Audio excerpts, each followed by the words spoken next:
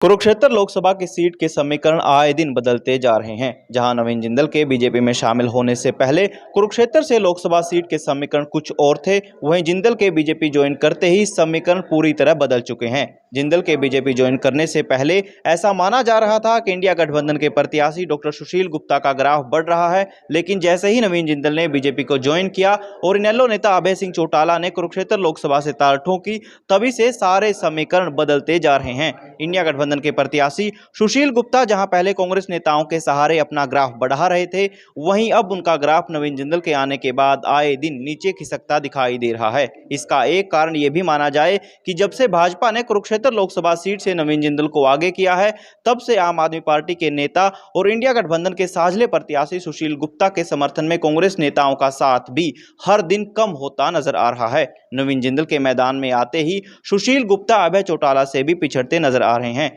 जो सुशील गुप्ता कुछ समय पहले नंबर 1 पर नजर आ रहे थे, वहीं अब तीसरे स्थान पर खिसक चुके हैं। हालांकि चुनाव की तारीख अभी दूर है, लेकिन फिर भी यह कहना गलत नहीं होगा कि जो गुप्ता साहब एक हद तक बनिया वोट बैंक को अपने वोटर के तौर पर देखते थे, नवीन जिंदल के आने के बाद बनिया वोटर भी एक बड़ी संख्या में बीजेपी की झोली में अपना वोट डालने का काम कर सकता है। राजनीति संभावनाओं का खेल है, ऐसे में कहना गलत नहीं होगा कि गुप्ता जी अब अपनी ही जाति का एक बड़ा वोट बैंक अपने पक्ष में करने में नाकाम रह सकते हैं।